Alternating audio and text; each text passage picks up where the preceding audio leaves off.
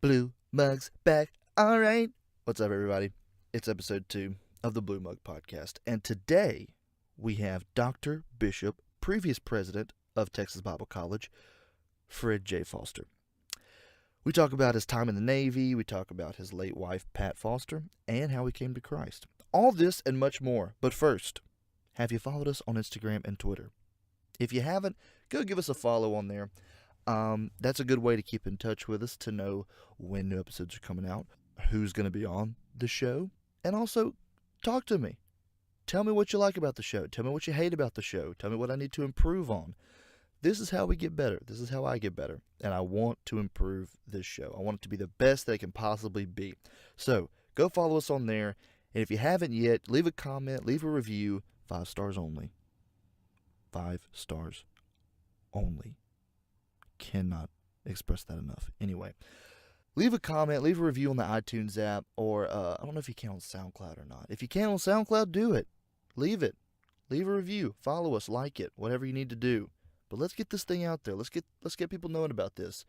I mean, you guys obviously like it, or you wouldn't be listening to it. Episode 2.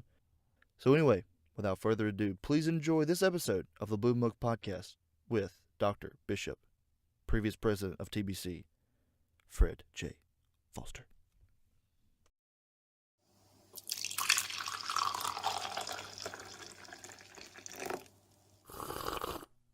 Whatever you guys Do whatever you want to do. I won't catch anything under the table.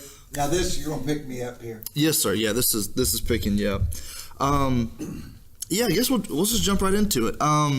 Okay, or so you tell me 1, 2, 3, and then we'll go. Okay, so 1, 2, 3, and we'll go.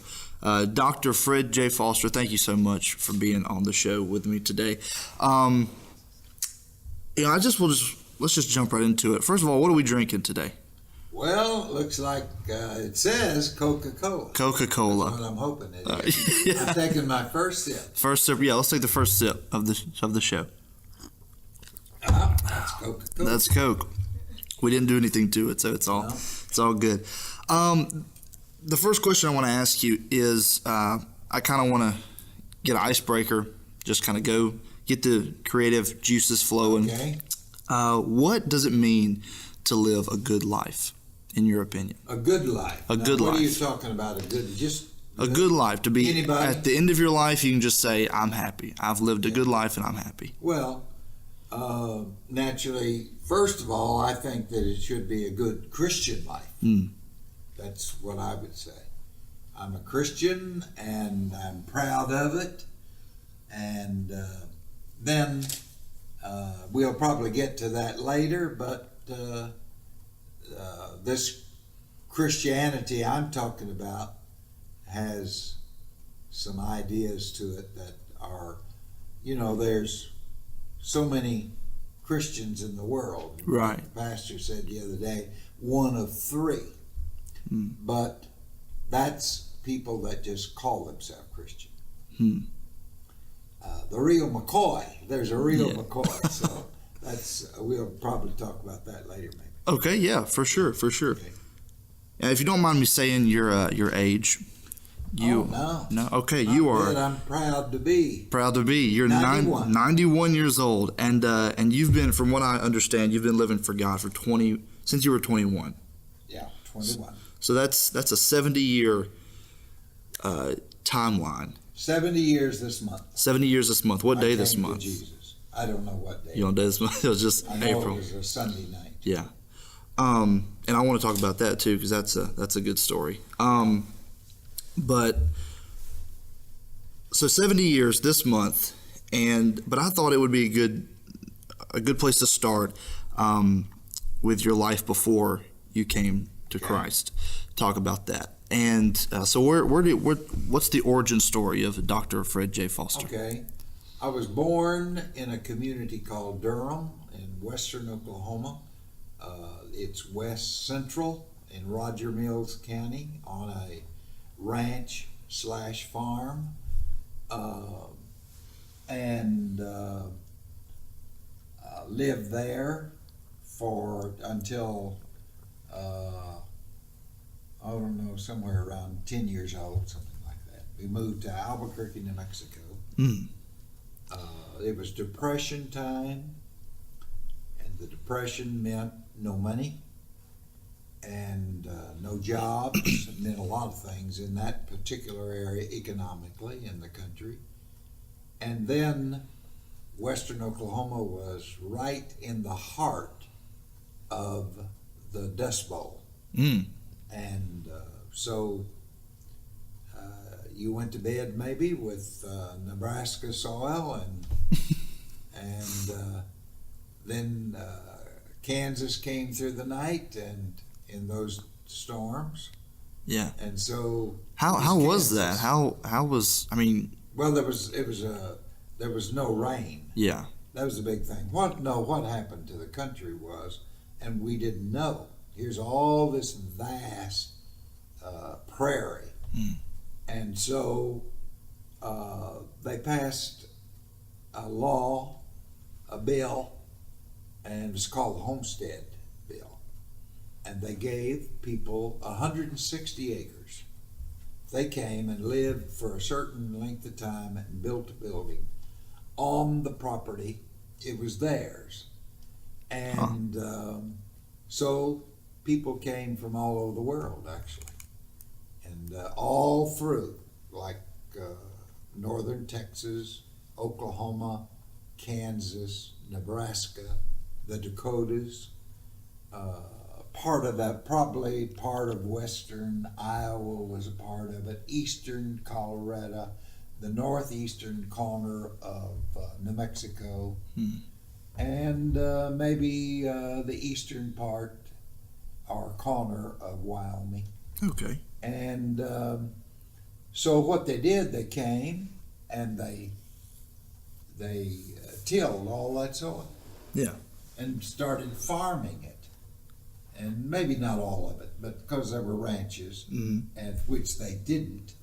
And usually each farm kept a small pasture or so, but most of it, a lot of it, was farmland. And so you had wheat and cotton in the south, and wheat on all the way into the Dakotas. And so then it quit raining. It was great while the rains came, but then it quit raining in the early 30s. And the drought came, and the winds were there, and they continued to blow, and they blew the dirt. And there was no way to grow your crops without water. And so that's what happened. Wow. It happened to us, and in our part of the country, many of the families left. We left and went to Albuquerque, New Mexico, the valley. We settled in the North Valley of where Albuquerque is. Yeah. And so that's on the banks of the Rio Grande. Banks of the Rio Grande. Banks of the Rio Grande. So we were there at that time until I went in the Navy. Okay. And yeah, I want to talk about you in the Navy. Now you were dishonest about your age. Is that right? You went in when you were 16 years old. Is that correct? I've never looked at it as dishonest. No. I Yeah. just didn't tell the truth. Right. Yeah. Well, what did your mom or dad think about that? You going into the Navy to go? Well, World War II came, naturally, December the 7th, 1941. And patriotism grabbed the land. Franklin D. Roosevelt was the president, and he had much wisdom in that particular time and how to handle it and how to he had done that in the Depression, put jobs together. But the war machines started, and instead of Ford and Chevrolet and GMC and the varied companies like that making automobiles, they began making war machines, tanks, and that's where the Jeeps came from, what we call Wranglers. Yeah. The Wrangler Jeep. And is that your Jeep outside that I That's saw? it. I saw it's a nice ride. I saw it. it Yeah, is. that's nice. Yeah. Yeah. And so I joined the Navy Yeah. at 16. 16. Whoa. And my folks, what happened in World War II was my father was in the Merchant Marine, which was, it took goods and things. It was not Navy, but it was like the Navy, only it was owned by private companies, and those ships were. And my brother was in the Navy. I was in the Navy. My mother and my younger sister went to Richmond, California, worked in the shipyards there. My mother actually worked in the shipyards on the ships and such. My sister worked in the telephone exchange. And so all five of us were wrapped up in Uncle Sam's war. Yeah. And so that's what I did. Spent over 3 years of my life there. 3 years. Wow. So you were 19 when you got out. When I got out, I was 19. Wow. Did that have an impact on your life? Oh yeah, that's Being so young. Well, it was education, Mm. and we were in a war. I was aboard ship. I went to college. I did a number of things in those 3 years. Mm. Okay, so it was. I mean, you weren't like that. Wasn't just 3 years of being overseas and being in combat or anything. It was. No, it was three years. As far as I was concerned, naturally it was for the war effort, but it helped me. It was an education for me, and I went to electrical engineering school in the beginning. As a 16-year-old, Okay. They sent me to school. Yeah. I couldn't, they needed men. They needed proficient men. They needed people that knew what they were doing. So when I got out of boot camp, 13 weeks of that, they sent me to 2 schools. And then, so a year after I went in the Navy, I went aboard ship, the USS Vigilance, which was a minesweeper. Now, what's a minesweeper? I Well, don't know. it has the apparatus on it. Underwater sound is. I don't know whether you heard of that or not, but underwater sound, the sonar, and it sends out waves, and if there's something that metal out there somewhere, it's going to tell you what it is. And so in places where they put mines, they underwater mines, you find those and detonate them. Okay. That's what it was. But we didn't do that. Right. They needed us more for what we call ping duty, and that took convoys. We took convoys. I caught up with the war in Long Beach, California. I got aboard my ship. We took our shakedown runs and such, got ready then. We were ready for action. We went to Honolulu, picked up our first convoy. There were about 6 ships of us and about 10 or 12, I don't remember just how many, in the convoy. In that would be supplies and men aboard these ships, transport men, troop transports, and then supplies for the front. Yeah. We went into our first in the Gilbert Islands and the Marshall Islands, Inuit-Tok, Majero, I think they call it Majero now, but and then on, and I spent 11 months aboard ship, and then they were thinking by this time, this is in 1944, latter part of 1944, that the war had gone so well, the Philippines were taken, we were going up to Okinawa, varied areas, and they then were going to go into Japan itself.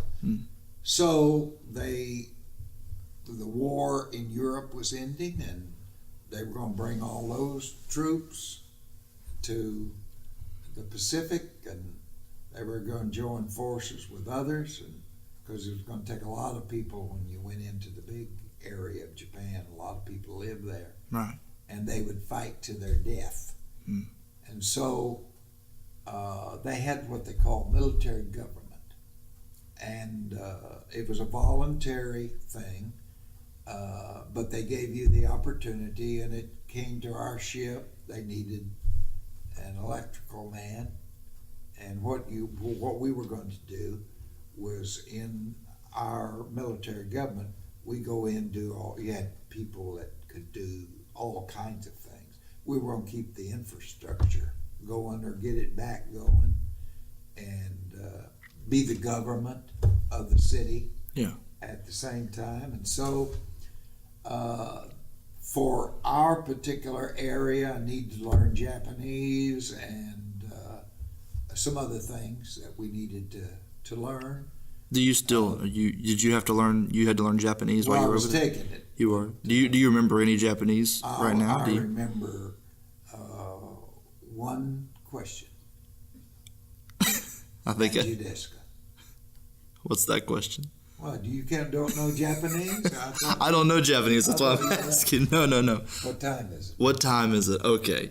All right. What time is it? Judeska. And But Judeska. anyway, we went there for school. And that's where I was when Mr. Truman said drop the bombs and the war was over.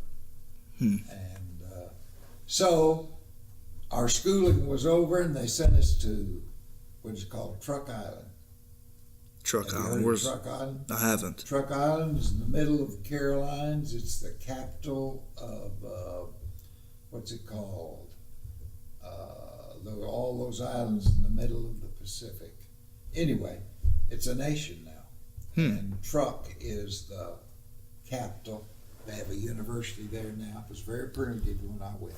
Right. When we went there, but it was a big Japanese base and harbor, and also air base. And so what we did, instead of going in and taking it, we come up with a theory.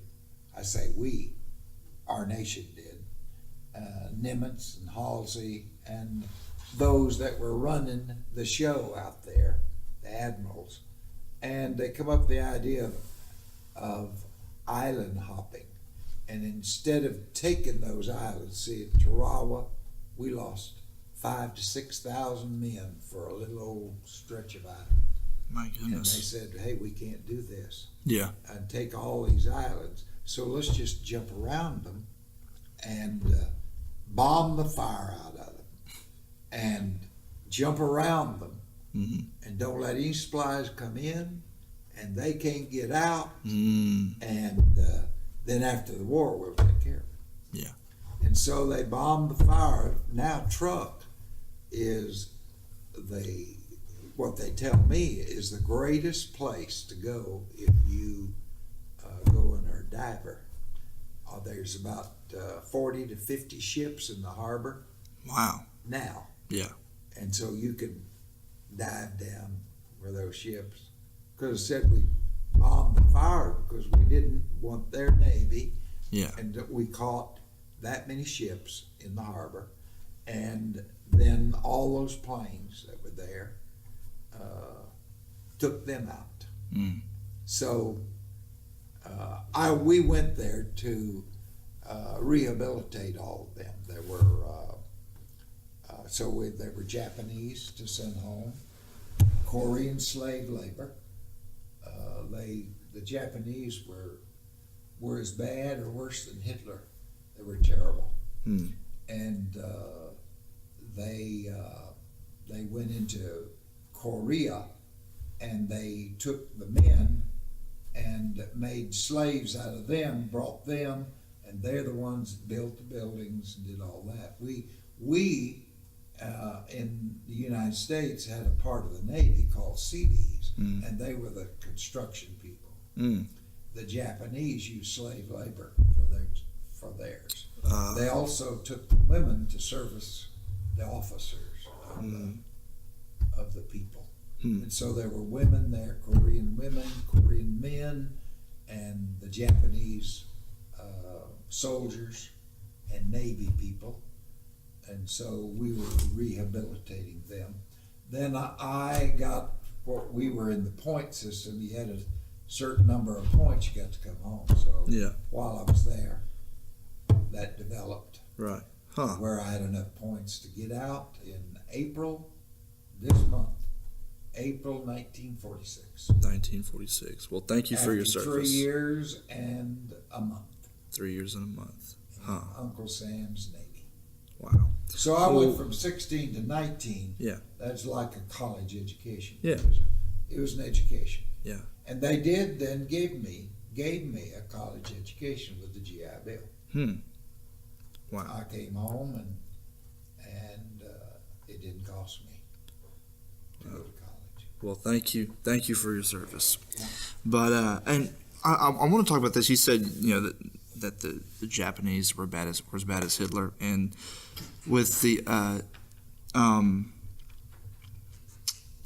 in World War II in your training, I'm sure they trained you to hate the Germans, to despise Hate the them. Germans and hate the Japanese. Hate the Japanese.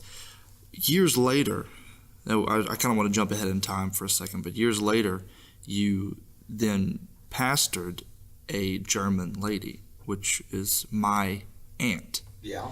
So how did you struggle with that, with still maybe having some of those feelings towards the Germans, but now having to pastor a German lady? What was kind of the issue? No, was there, that didn't.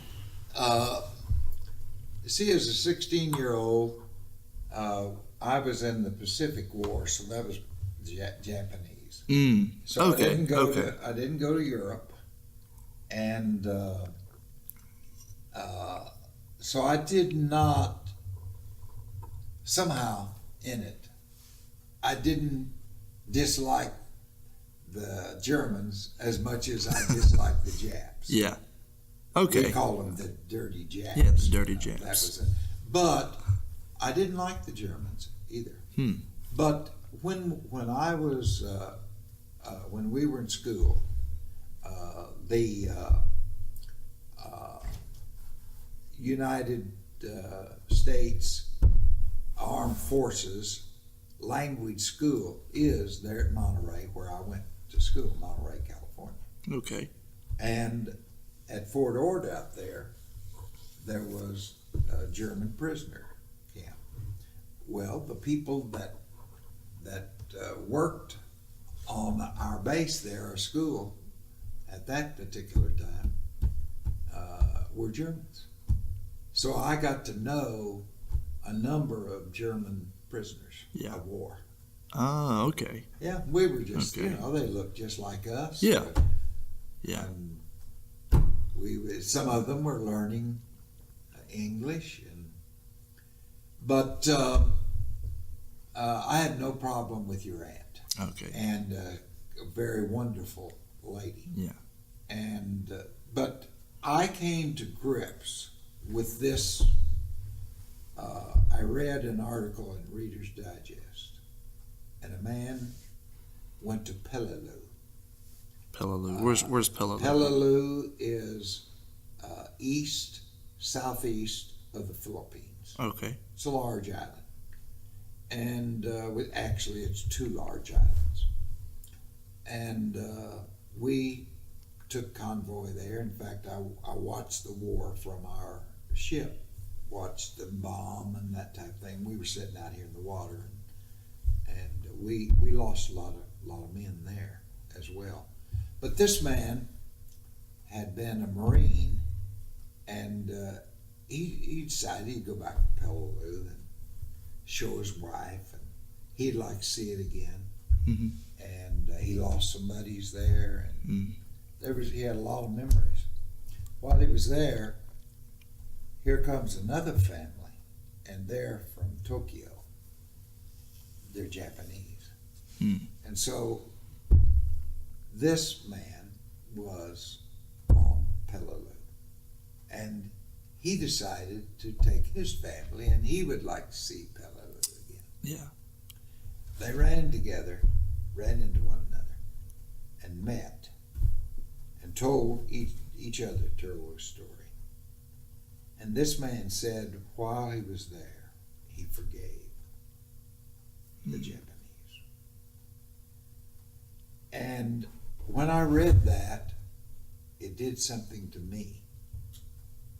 And even though I was a Christian, I had never thought of, because I had no contact with Japanese here in this country.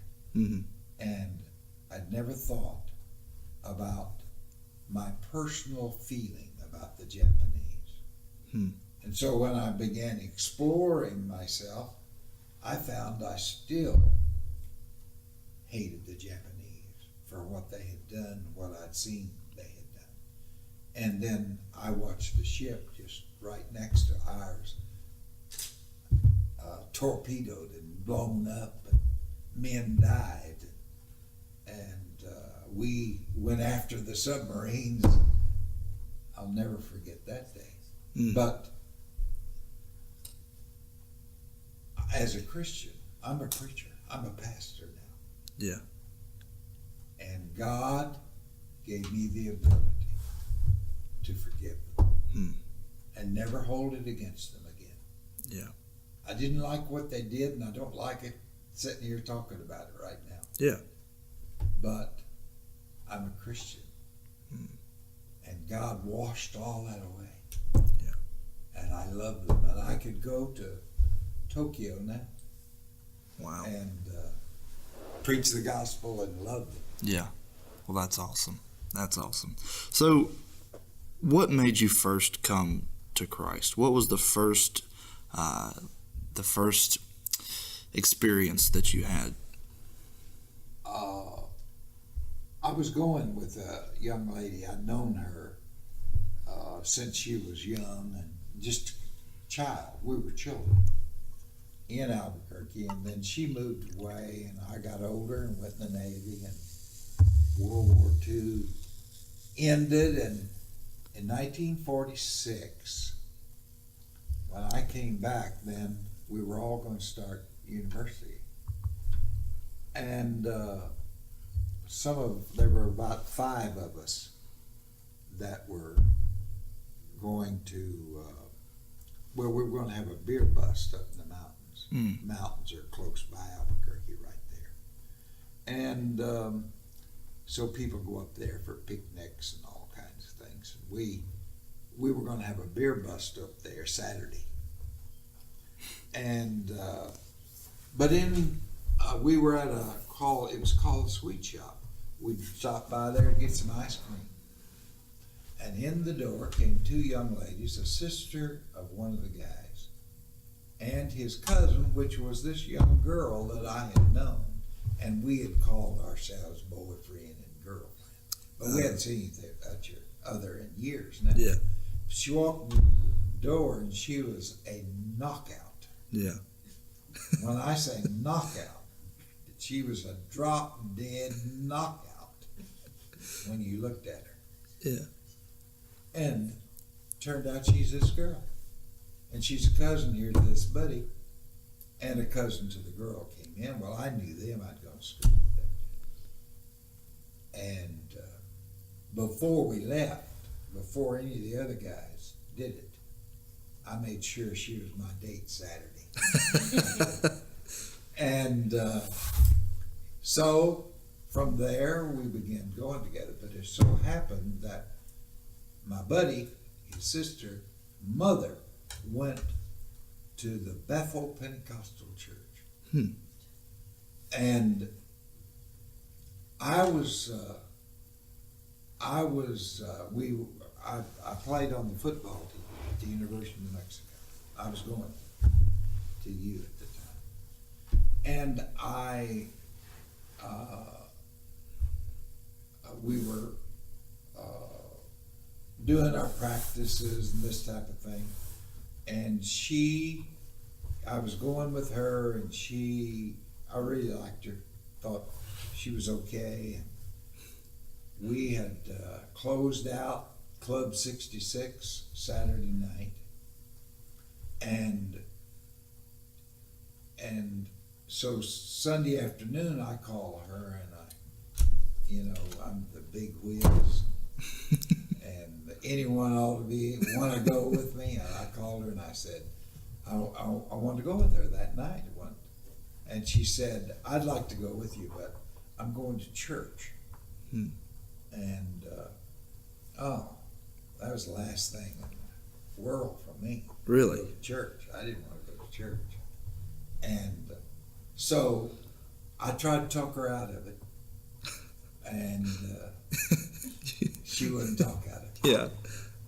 And so I wanted to go with her, so I said, okay, I'll go to church. So I went to church, and the preacher, I really liked it. It was different. I'd grown up in the Presbyterian church, and it was, a Pentecostal church where they shouted, and I mean, really shouted, danced. That's a little different. Danced out in the aisle right close to me, and it was something else. And then the preacher really preached, and I don't want to put you on the spot, but do you happen to remember what he preached about? yeah, I sure did. What was it? He preached about Calvary, about the cross, and about Jesus dying on the cross, and it was really effective. It touched me, and I didn't know that Jesus had died for my sins, and I was really moved by it. And I didn't know what they did, but he started giving an altar call, and the people that wanted to give their life to Jesus could come down. And this girl that I was with, she touched me on the arm and said, pardon me. And I was sitting on the aisle. She was sitting in the second seat. And I thought she was probably going out the restroom or something. And she turned and went down to that altar. And that was effective. And then in a little bit, I felt something on my shoulder, and the voice of the pastor. And he said, young man, don't you want to come to Christ tonight? You come to this altar. And that's all it took, and I was on my way. And I fell in love with Jesus Christ that night. I thought I liked the girl pretty good, but I didn't even think about her. I forgot her. I didn't even take her home. I was so in love with Jesus Christ.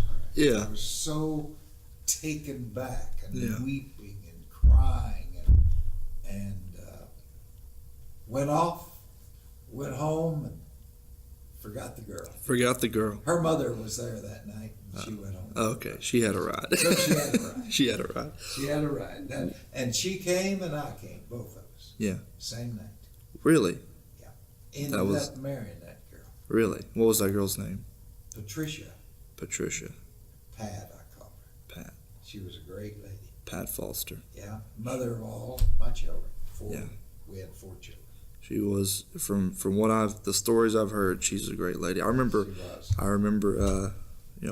I sat back and last night when I was preparing for this interview, I was talking to my mom, and she was telling me about all the stuff that she had did, all the stuff you've done, and it's inspirational. It really is. Thank you. But what was the point where eventually you went on to be a pastor of a church? What was the point where you said, all right, I'm no longer just gonna live this for myself, but I want to bring others along with me, and I want to teach this, and I want to preach this? Yeah. Well, See, this is April, Mm-hmm. and we were in spring training at that time. Football team, Football team. What football team did you play for? University of New Mexico. Okay. Lobos. Lobos. Lobo means wolf. Wolf. The University of New Mexico Lobos. There's some Lobos where I'm from. In Longview, Texas, the Longview Lobos Yeah. is what they were called. But High school. high school, yes, sir. Well, this was a university, and but anyway, with that particular thing in April, we had our spring game, and I remember all my friends. They came. There was 5 or 6 of us guys had grown up together. So Yeah. after the war, there were two of our guys that didn't make it back, and but the rest of us got back together, and we were back then. They didn't start.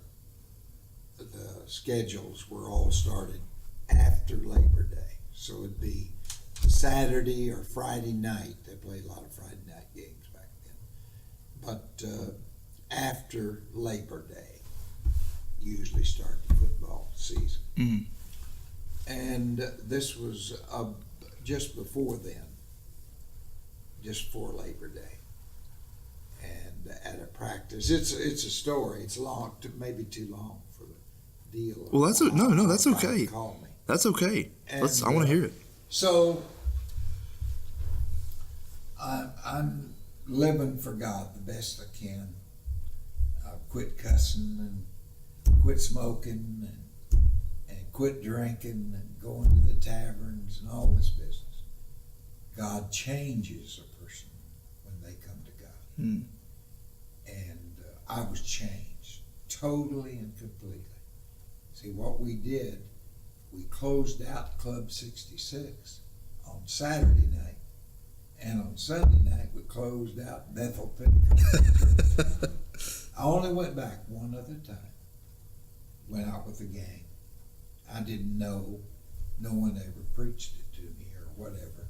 Mm. And he told we all went to a tavern, and I thought it was okay. It would be okay. I wasn't going to drink or anything, but it was just going to be with the guys. So they were dancing and drinking and smoking and all that. I was sitting at the table by myself, and the Lord spoke to me and said, "I don't think this is the right place for a Christian." Mm. And I said, "I don't think so either, Lord. I'm leaving." Yeah. So I waved goodbye to him and took off. That was my last tavern. Really. And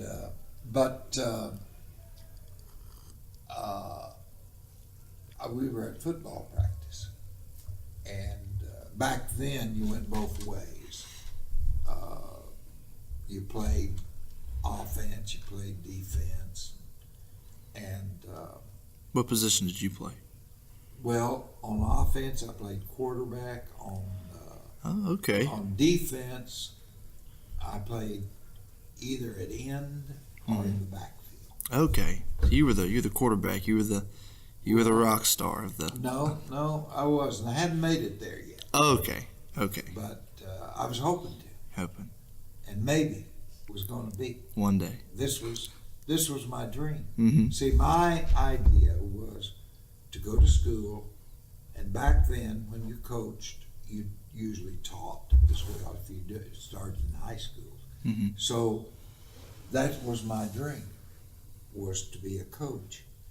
And but so this day a guy broke loose and came around end, and I was playing in the backfield on it would be the left corner. Mm-hmm. I don't know what they call it now. And the guy broke through and was going, and I was, if I didn't get him, he was going to score, and it was going to probably be 40 or 50 yards. I don't remember just exactly where the ball was. And so I knew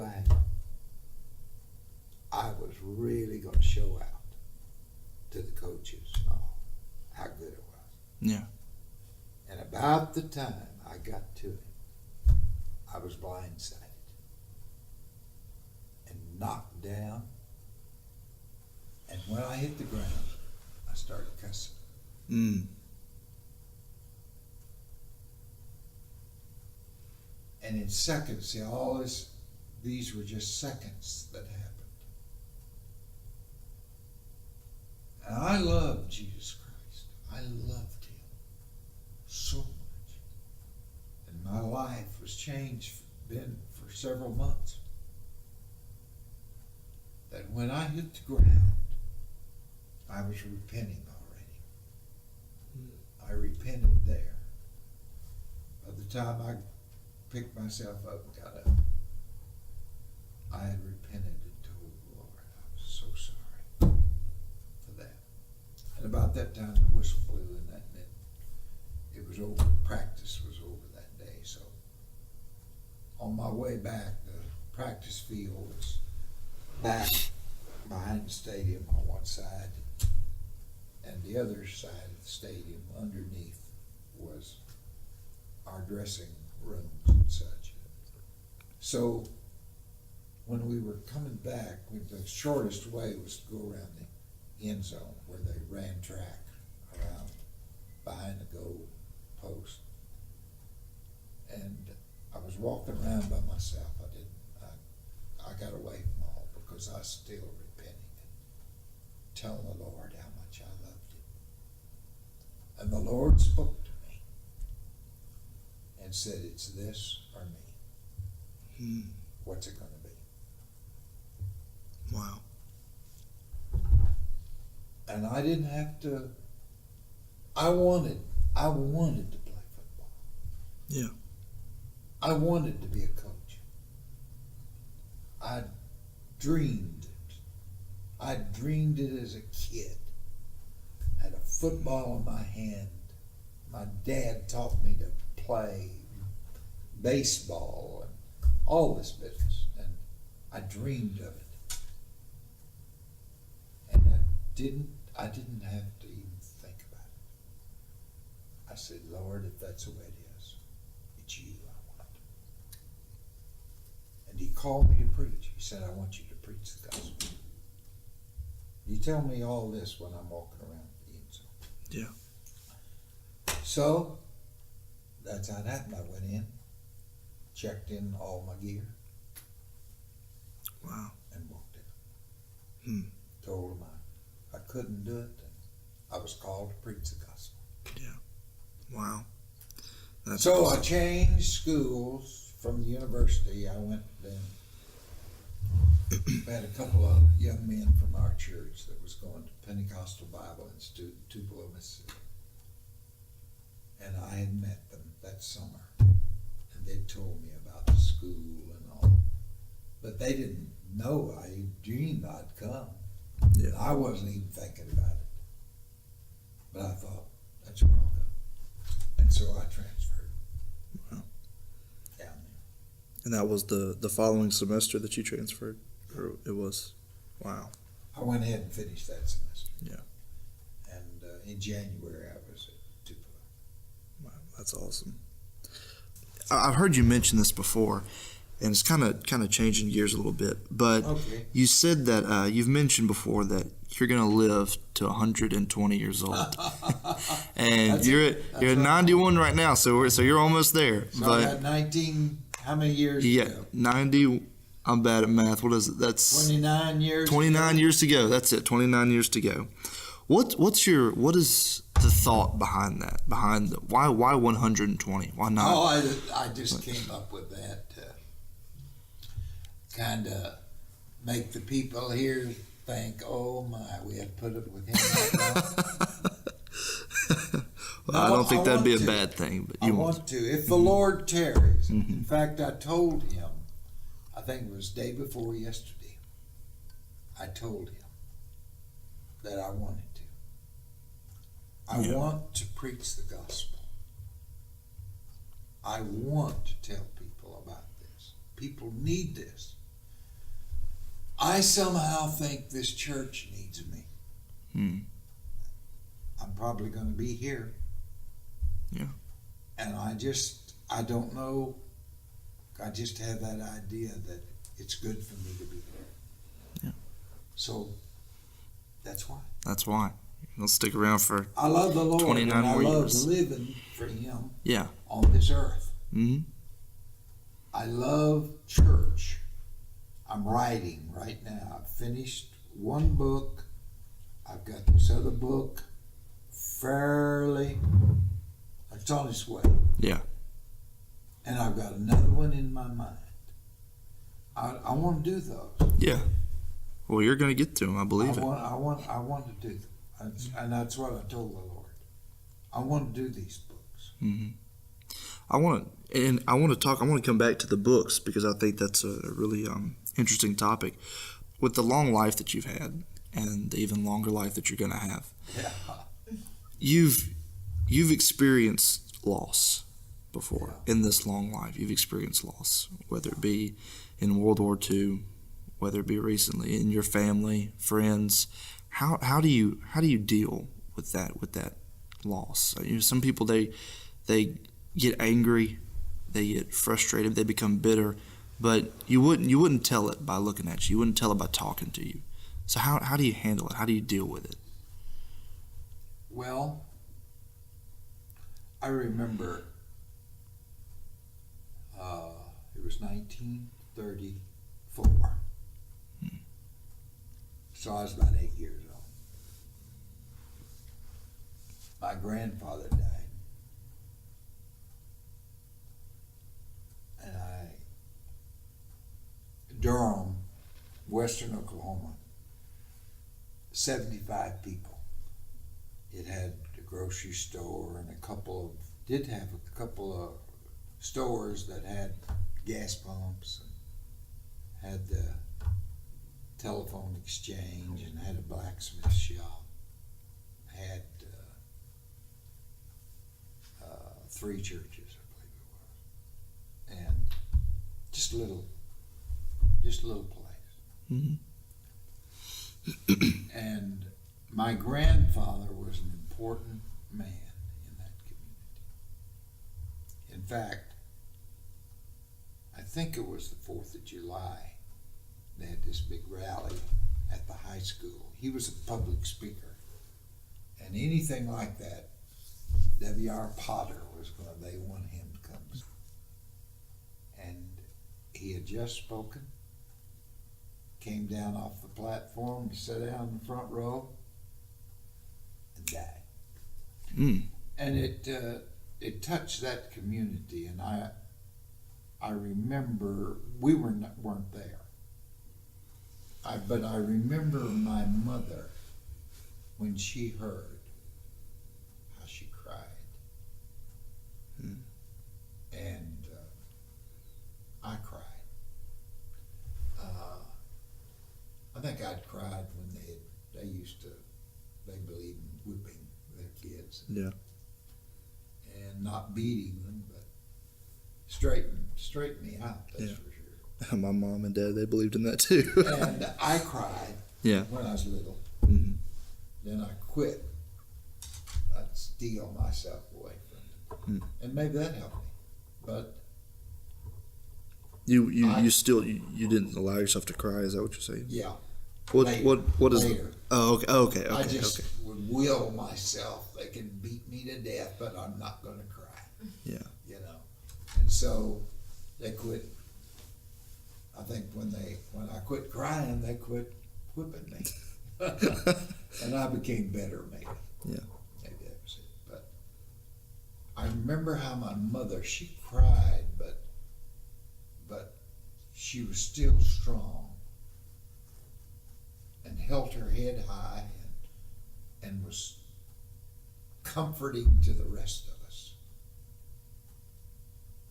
I think that probably helped, but the big thing that helped me was Jesus Christ and His strength and His comfort and His help, and leaning on him and how he would pick you up.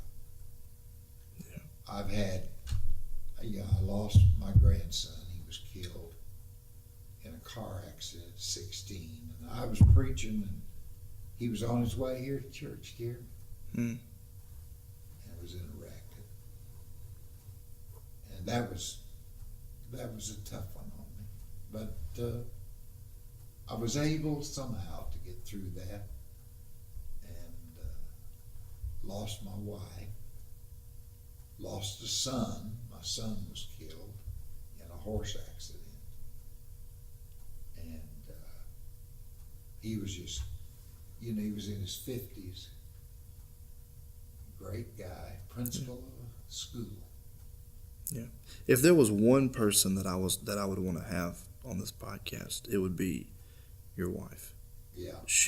I remember her funeral. I remember coming to her funeral, and the church was packed. Yeah, I mean, it was. from the front to the back, top. clear up to the top. We had to sit in the top, Yeah. and I was like, my goodness. And I didn't really understand who she was. I was young at the time, or younger.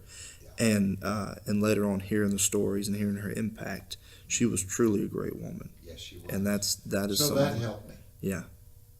She was a tremendous preacher's wife and help. So that was good. Yeah. So she helped you with the with the pain sorrow. and the sorrow. Yeah. Yeah. Wow. Yeah, That's she awesome. did. Along with all the accomplishments that you have, and we haven't even begun to go through even half of the accomplishments that you've accomplished, but you've also you've written books. You recorded an album. You got your doctorates. How old were you when you got your doctorates? Let's see. Doctorate. 1981. So that's 20, 30. So I was, I was about 60 somewhere, 59. 59 or 60. What was the inspiration behind that? I just wanted it. Just wanted it? Yeah. Wanted it, went out there and got it? I didn't need it to be what I was. Yeah. I'd been president of one college, but I was president of a couple of more. Yeah. And I really didn't need it, but I just wanted it. sounded good, I guess. Yeah. And it was an accomplishment for me. Yeah. Personally. Yeah. And maybe the church would appreciate it, but Yeah.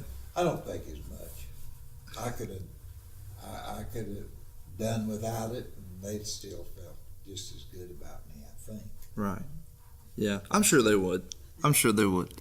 Well, your book, I think your first book, from what I understand, was 20th Century Pentecost, right? Yeah. What was your inspiration behind that?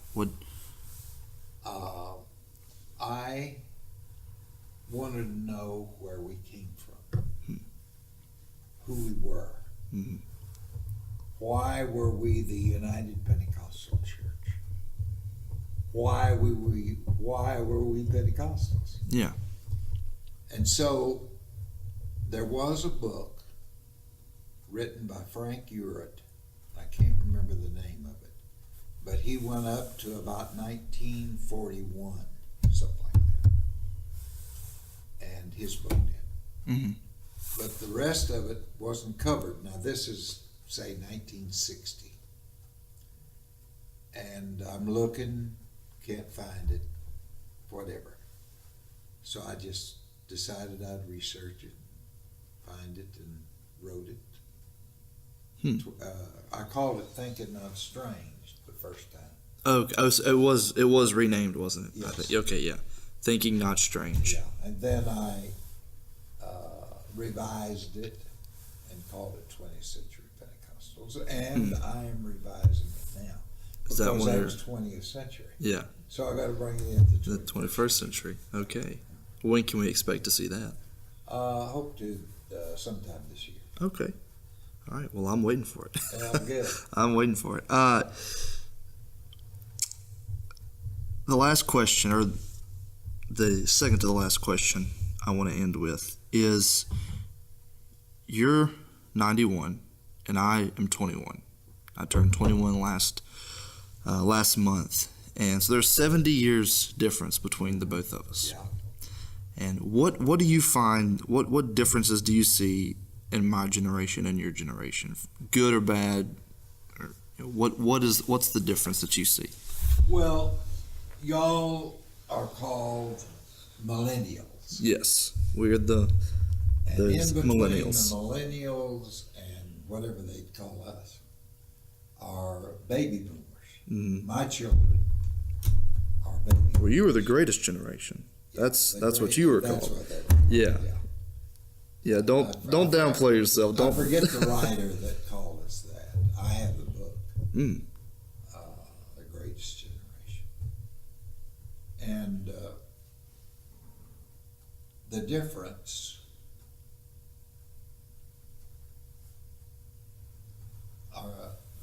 the difference religiously,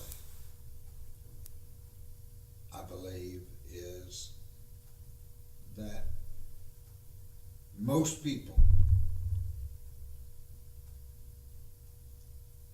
somehow, I don't think, want the gospel as strong as it is. I'm saying as strong as it is. Yeah. Not as strong as maybe they say it is. But they don't want that. We had strong stuff. Yeah. And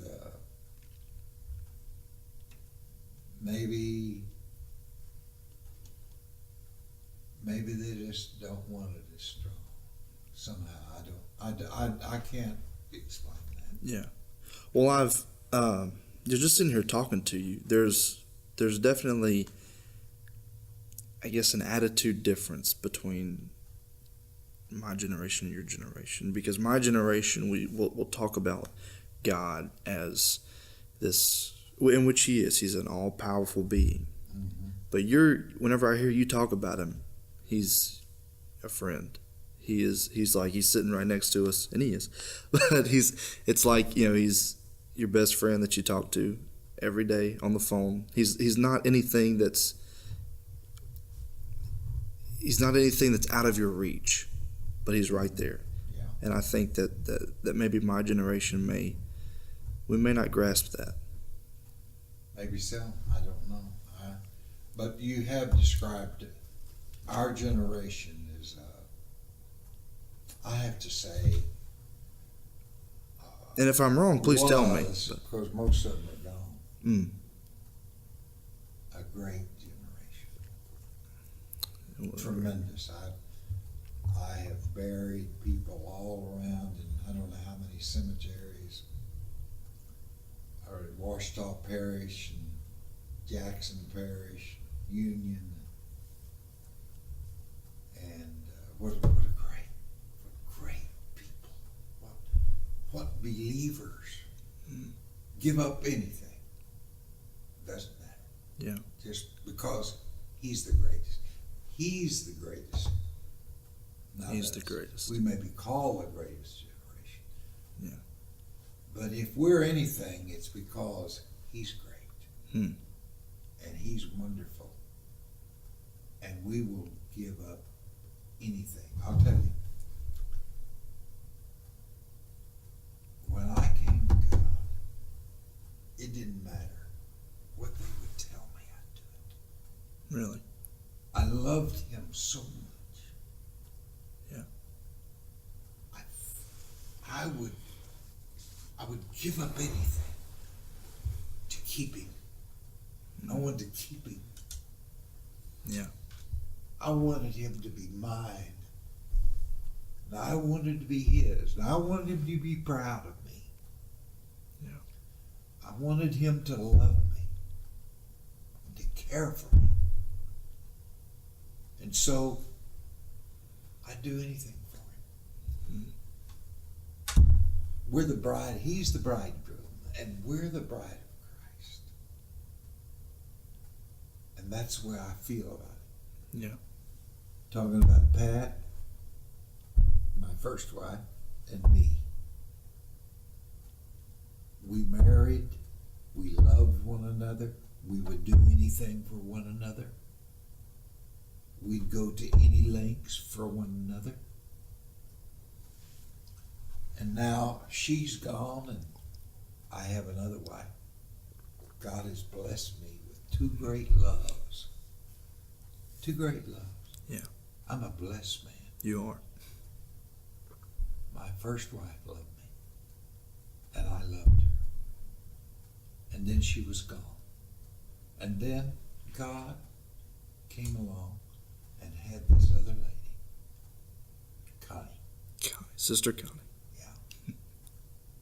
And I loved her. I told my daughter and my daughter-in-law, never will forget setting them down. They were available at the time. I wanted my children to understand I didn't love their mother less by marrying another woman. I loved her just as much. I love her today as much as I ever loved her. But God gave me another love as well to carry on till I'm 120. I gotta have help. Yeah. The other one's gone. Yeah. And Connie rescued me. I was lost. That big old house, I went home by myself. Never will forget the first time. What was that I like? said, Fred J., she's not going to be there. You're going home by yourself. She's not in this car. And she's not going to open the door for you. And she's not going to cook your supper. You're alone. And it was hard to take. Yeah.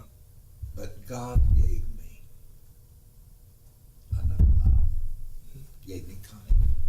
And I love her as much as I love her. Yeah. And she's as good a woman as Pat was. She is. She's a great lady. She is. She's not tried to take her place, but she has taken her place. And it's a tremendous thing. So, that's the way life goes. And That's it. I'm looking for my 100th birthday. I hope you're there to Well, help me celebrate. I'll be there to help you.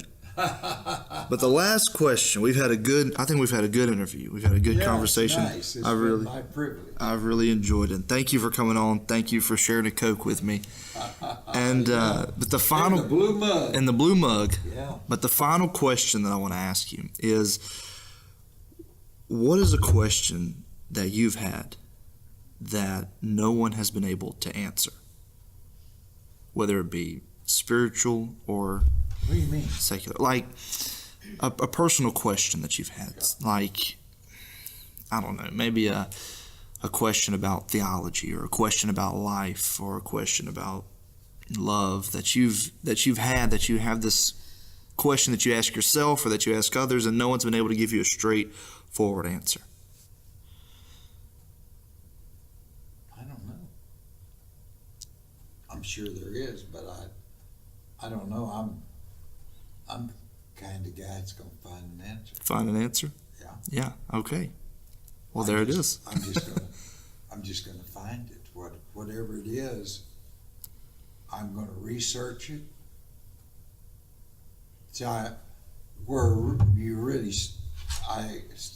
came into contact with that. I was in my 30s, and we started this college, Texas Bible College, with the Texas district, and they asked me, actually, I'm not bragging to say it, but any of the old timers from back then would know it, that I inspired it and inspired the district and others to want to do it. I couldn't do it by myself.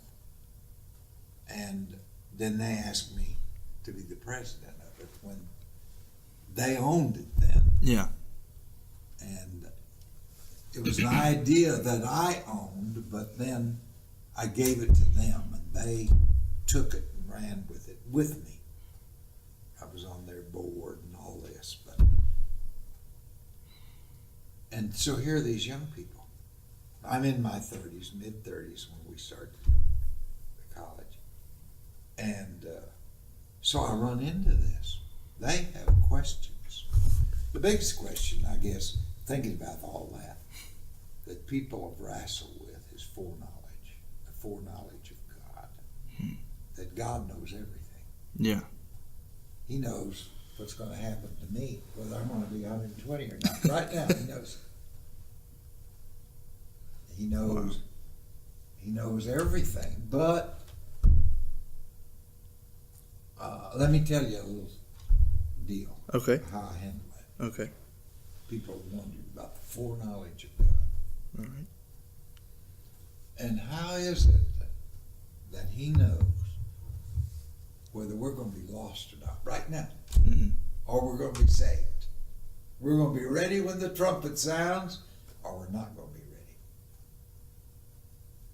How can He know that and still deal with us?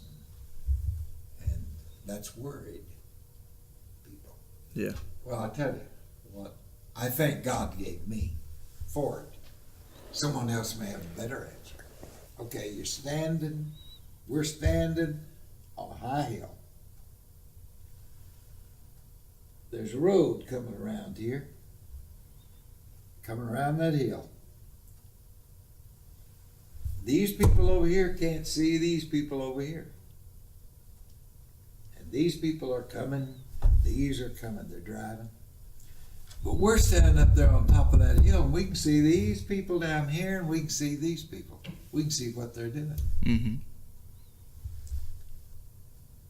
Here's this guy's going to pass this other guy. And there's cars coming here. But he thinks he can make it. Yeah. We know he can't.